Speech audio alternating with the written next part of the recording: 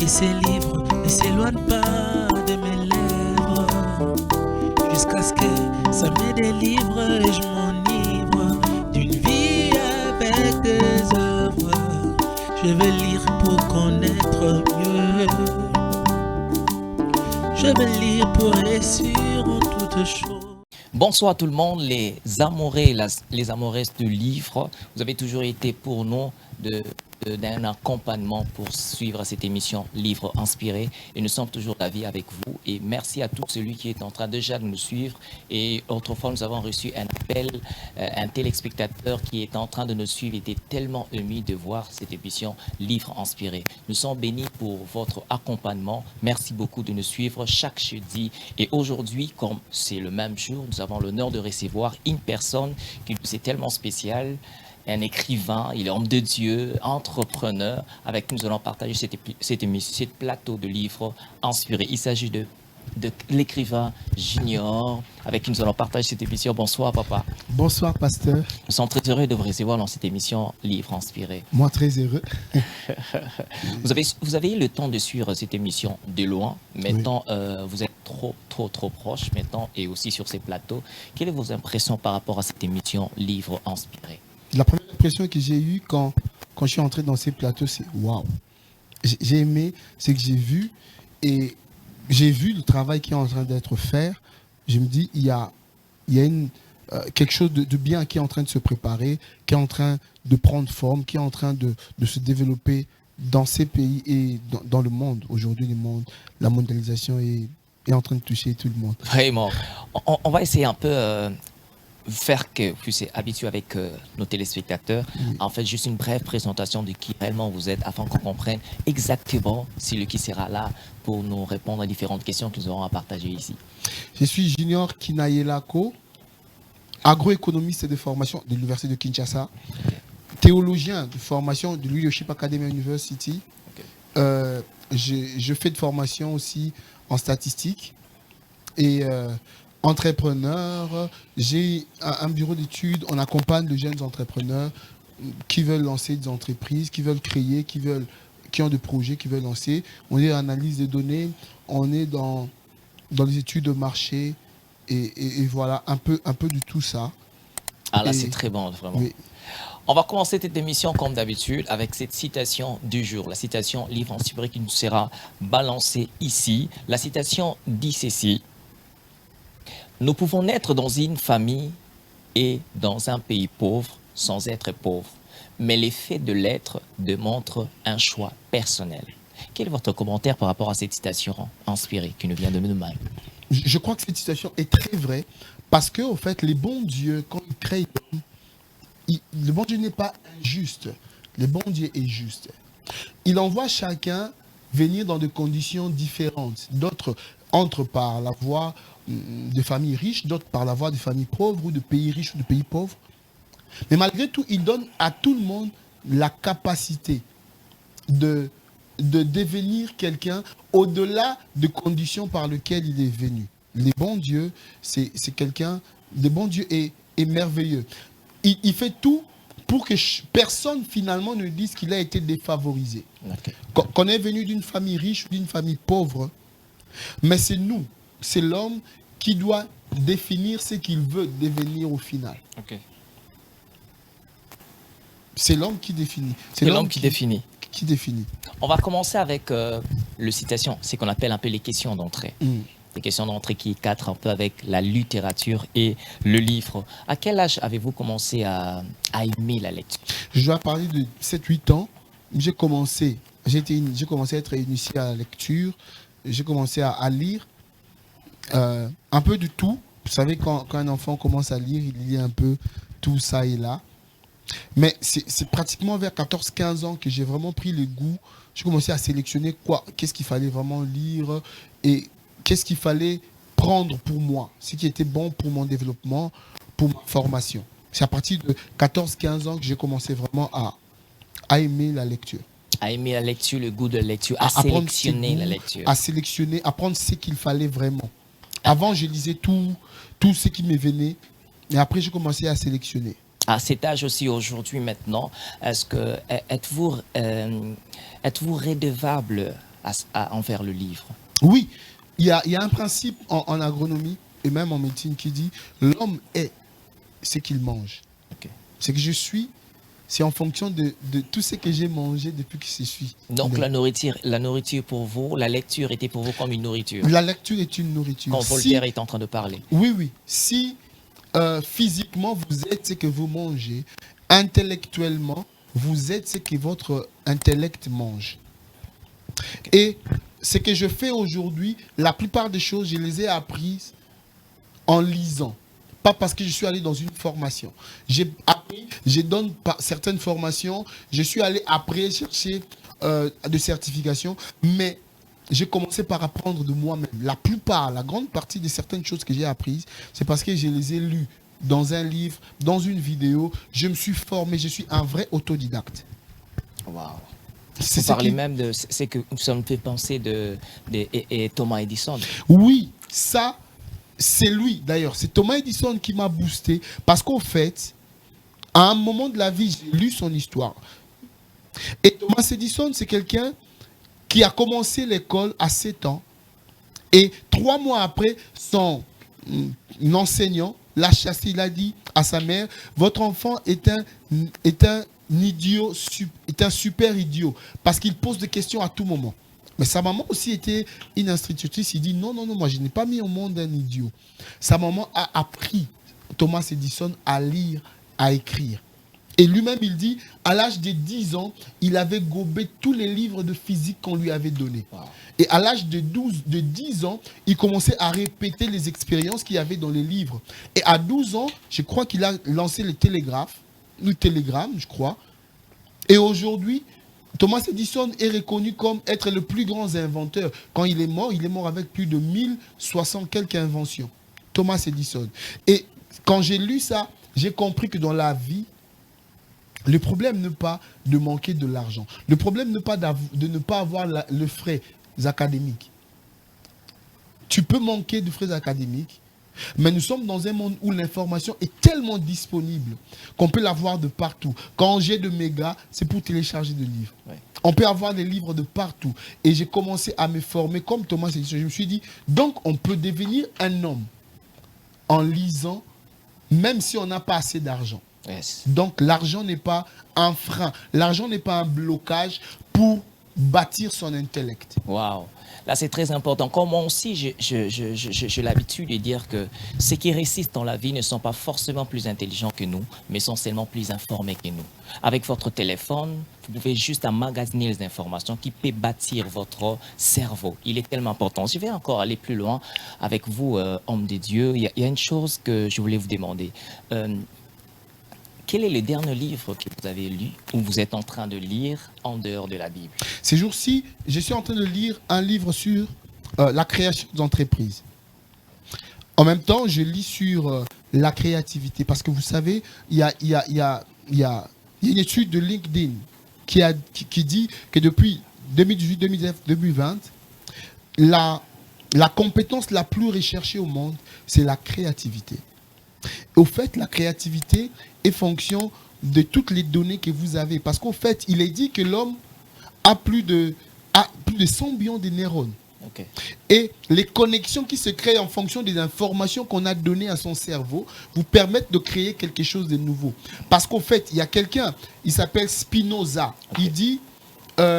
Il dit le génie, c'est 99% des transpirations et 1% d'inspiration. Ça veut dire, ce que vous lisez, à un moment, il y a un étincelle qui va naître de tout ce que vous lisez. Et vous savez quoi? C'est que nos entreprises, parfois, ici, nos jeunes entreprises, ont des problèmes sur terrain. Parce que le problème, aujourd'hui, sur terrain, c'est un problème de la compétitivité.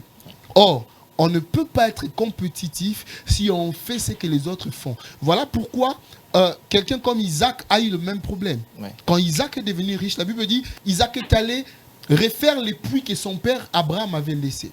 Il fait le premier puits, ça lui a créé de querelles. Ça veut dire il y a eu de compétition. Il refait un autre puits, ça a eu de compétition. Et après, il va trouver un puits. Ces puits-là, il va se rendre compte que ces puits-là, son père Abraham ne l'avait pas laissé. Au fait, il était le premier à découvrir son puits, ces puits-là.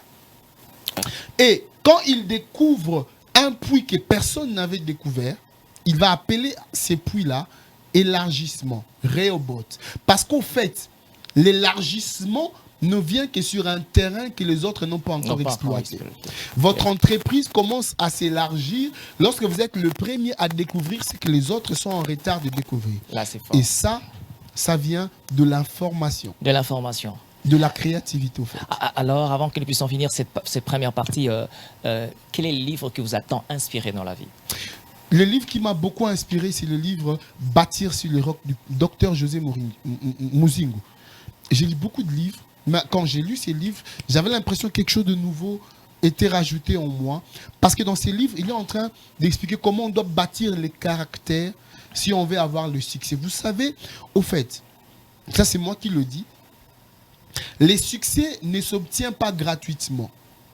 C'est pourquoi il a du mérite. Les succès n'est pas un événement, on se réveille, on le voit. Le succès s'est construit.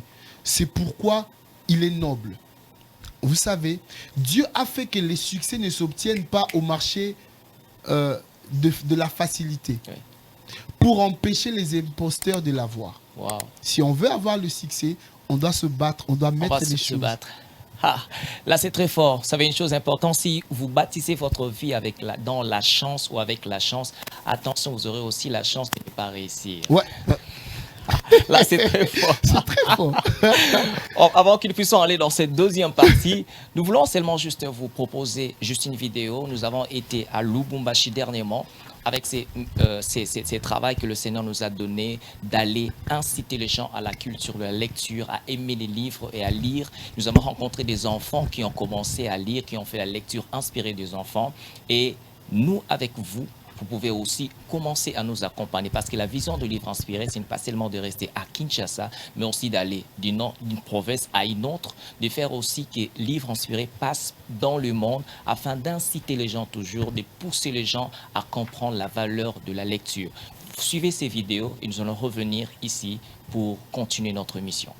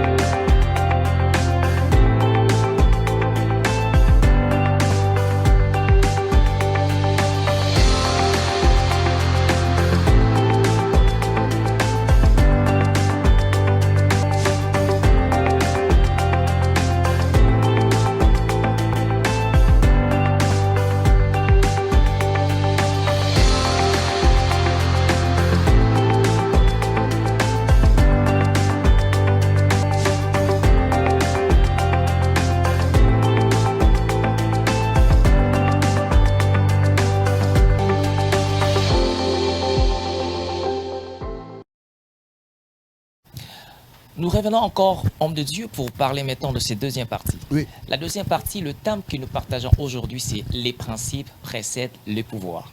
Le principe vient avant le pouvoir. Vous êtes en train d'écrire un livre qui sera aussi ensemble avec Livre Inspiré, que nous allons aussi continuer et aussi finaliser ces livres. Les principes précèdent le pouvoir. Et dans ces petits livres, vous êtes en train de dire que le pouvoir vient d'un pouvoir. Qu'est-ce qu'on peut retenir de cette pensée? Cette pensée est en train d'expliquer un concept. C'est que le pouvoir ne vient pas ex nihilo.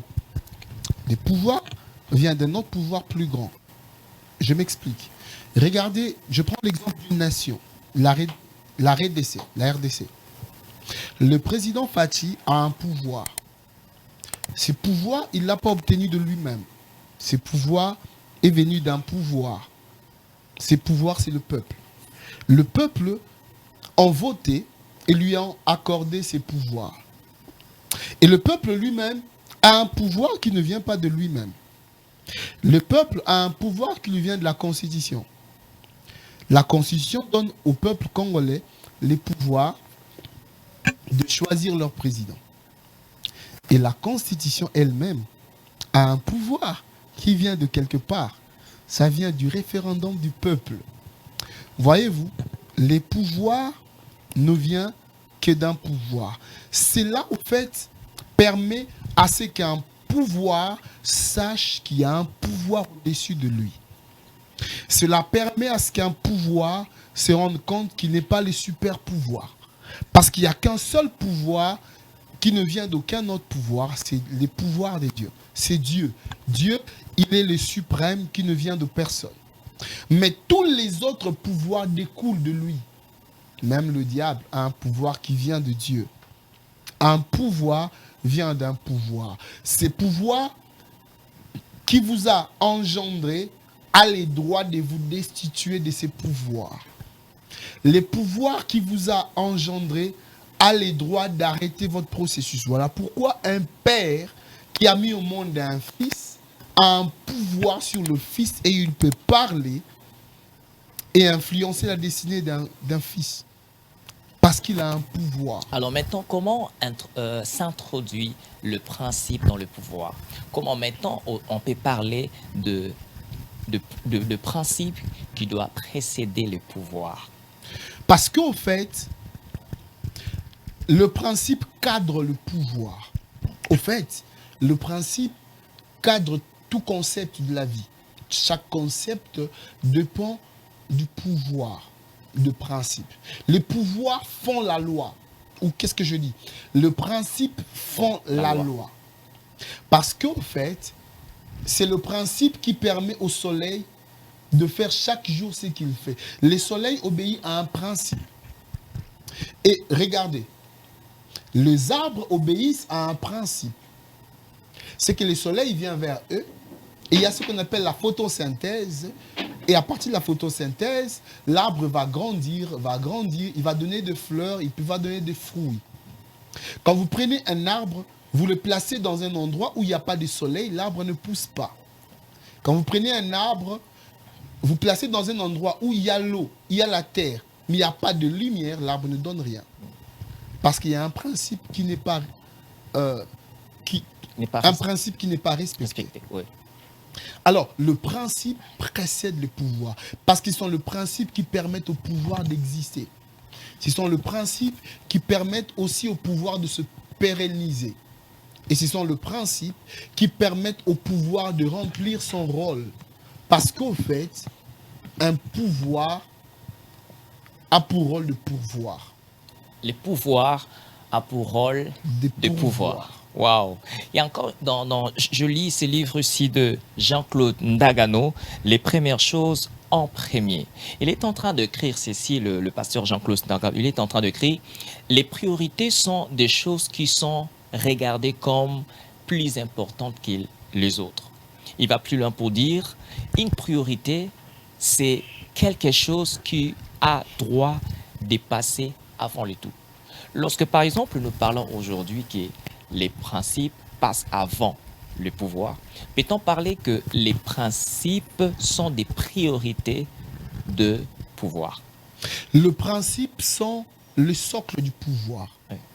Parce qu'en fait, quand la priorité vous permet de vivre le reste, ce qui est prioritaire vous permet de bénéficier du reste.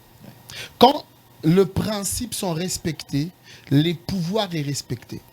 Quand les principes sont respectés, les pouvoirs donnent aux gens qui doivent en bénéficier tout ce qu'ils attendent de lui. Parce qu'au fait, le principe cadre le pouvoir. Un principe te permet de savoir les fonctionnements du pouvoir. Un pouvoir qui ne connaît pas le principe de son fonctionnement empêche à ses pouvoirs de remplir son rôle. Voilà pourquoi il y a un problème dans notre pays.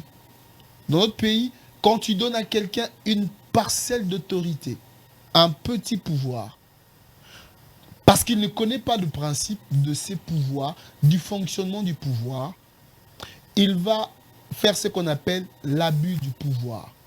Ça peut être un receveur, je le vois. Tu vois un receveur crier sur quelqu'un, tu dis, qu'est-ce qui se passe? Parce qu'il a le pouvoir. Parlez-vous, excusez-moi de vous couper, parlez-vous que l'abus du pouvoir est fonction, en fait, est lié au manque de connaissance de principe? L'abus du pouvoir est justement ça.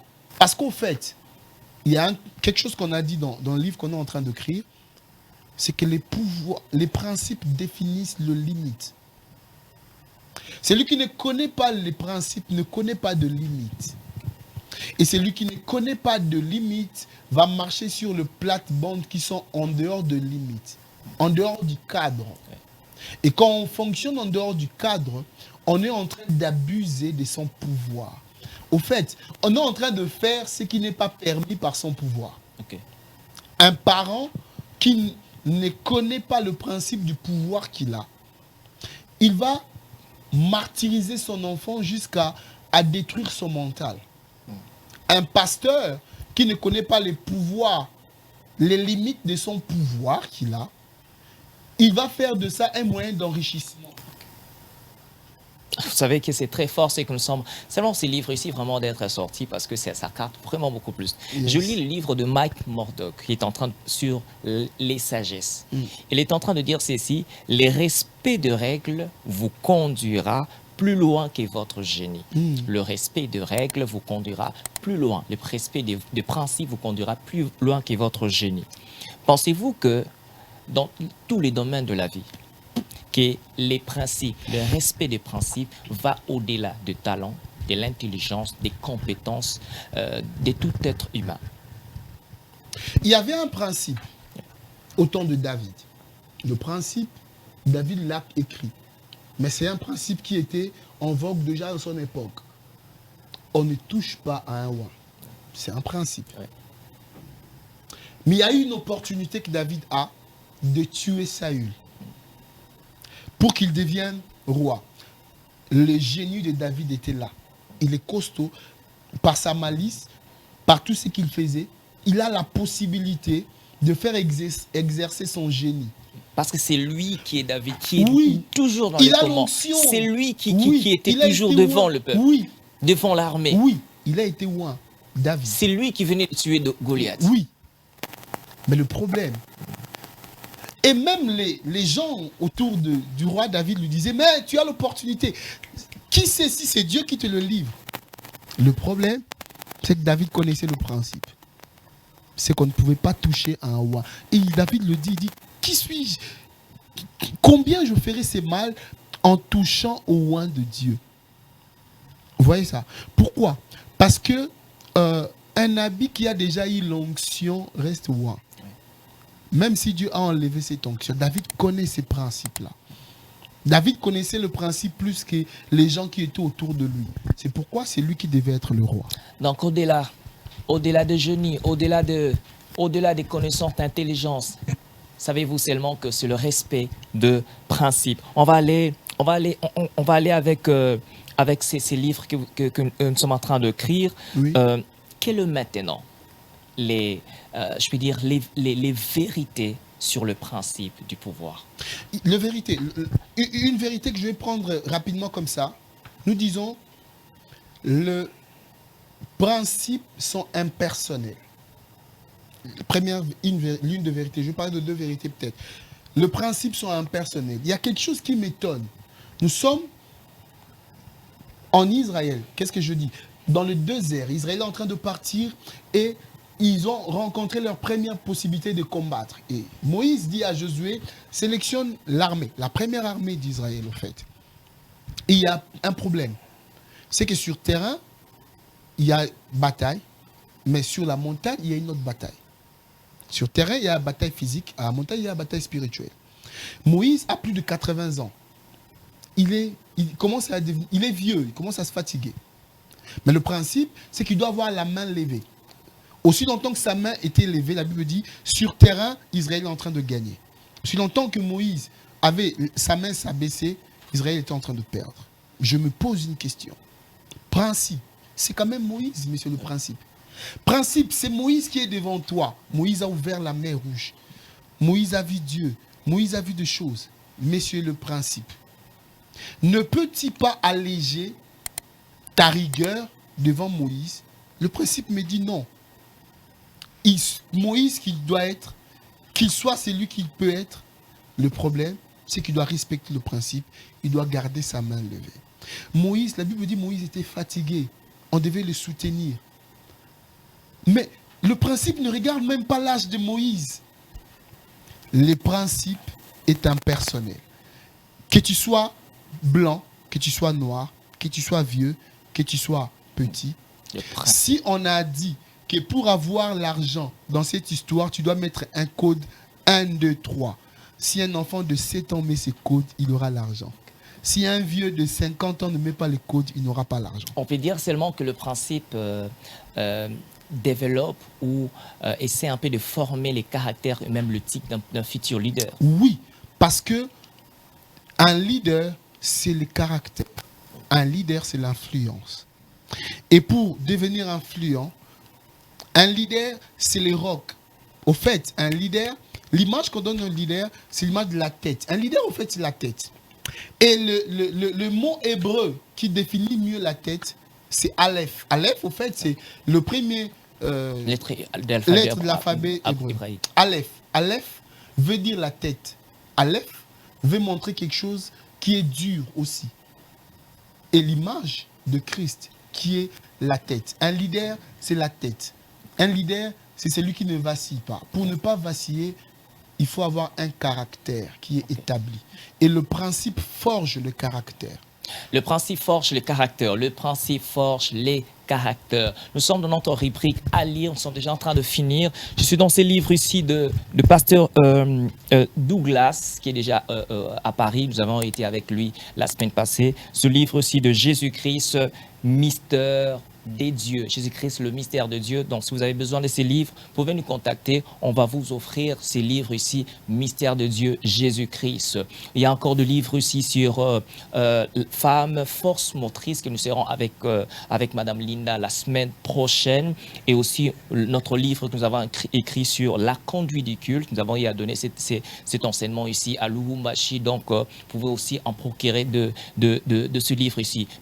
Homme de Dieu, nous sommes déjà en train de finir. Votre mot de la fin, en quelques mots, votre mot de la fin. En ce que nous sommes en train de nous suivre sur le principe précède le pouvoir. En quelques mots, ce que nous pouvons dire, c'est que le principe honore ce qu'il honore.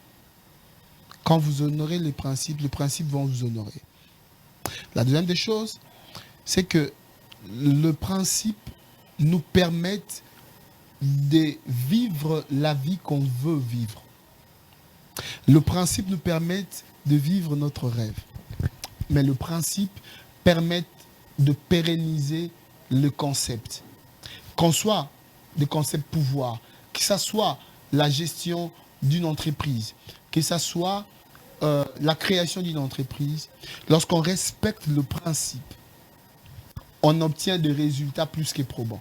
Lorsqu'on ne respecte pas le principe nous frappe de plein fouet. Parce que le principe aime la totalité. Yes. Le principe aime qu'on le respecte. Le principe aime qu'on fasse ce que lui a dit seulement. Faisons seulement le principe. Respectons seulement le principe. Quand on respecte le principe, les pouvoirs vont être un bénéfice pour les autres. Parce que Dieu ne donne pas les pouvoirs pour écraser. Dieu donne le pouvoir pour pourvoir. Le pouvoir est là pour pourvoir aux autres et à soi-même. Yes. C'est pourquoi les mots pouvoir, quand on lit le grec, le mot pouvoir, c'est le mot qui veut dire, il y a plusieurs mots, entre autres exousia. Les pouvoirs, c'est pour vous, mais le pouvoir, c'est pour les autres. Le pouvoir, c'est pour aider les gens qui sont avec vous. Les pouvoirs permettent à la communauté de revivre, de survivre, de se pérenniser. Là, c'est très fort. Nous sommes déjà en train de finir. Vous savez une chose importante, cette émission, vous allez le suivre aussi sur notre chaîne YouTube Livre Inspiré. Il faut bien vous abonner pour ne pas manquer la prochaine émission Livre Inspiré. Mais avant que nous puissions finir, voici ce qui marche. Je vais vous donner vos 4 vérités que vous devez retenir. Avant de prier, crois. Avant de parler, écoute. Avant de juger, comprends. Avant d'écrire, pense. Avant de dépenser, gagne.